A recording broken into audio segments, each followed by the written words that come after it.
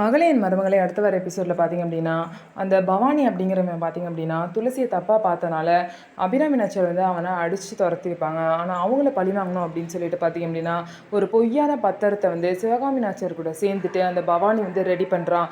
Ready பண்ணி அந்த டாக்குமெண்ட்டில் வந்து அபிராமி நாச்சியாரோட சைன் வந்து போட்டிருக்க மாதிரி ரெடி பண்ணிக்கிறாங்க. அந்த பொய்யான பத்திரத்தில் என்ன இருக்குது அப்படின்னா, அபிராமி நாச்சியார் வந்து பவானி கிட்ட 80 லட்ச ரூபா வாங்கின மாதிரி அந்த பத்திரத்தில் இருக்குது. அதனால அந்த 80 லட்ச ரூபா கொடுங்கன்னு சொல்லி கேட்டு வந்திருப்பாங்க.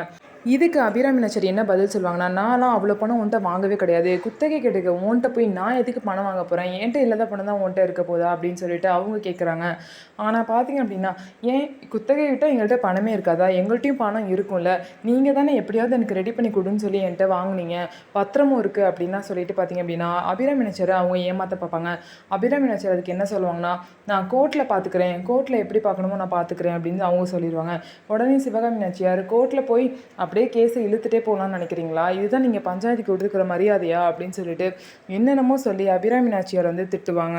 நான் ஏதோ அன்னைக்கு கோர்ட்டில் போனப்போ சிவகாமி கிட்ட வந்து சில டாக்குமெண்ட்ஸில் வந்து சைன் போட்டு கொடுத்தேன், அந்த சைனை வச்சுக்கிட்டு தான் இந்த மாதிரி பொய்யான பத்திரம் ரெடி பண்ணி ஏமாத்திட்டு இருக்காங்கன்னு சொல்லிட்டு அபிராமி நாச்சியார் புலம்பிட்டு இருப்பாங்க. உடனே துளசி வந்து எத்தனை பேப்பரில் நீங்கள் கையெழுத்து போட்டிங்கன்னு கேட்பாங்க. ஒரு 2-3 பேப்பரில் நான் போட்டிருப்பேன்னு சொல்லிட்டு அவங்களும் சொல்லுவாங்க.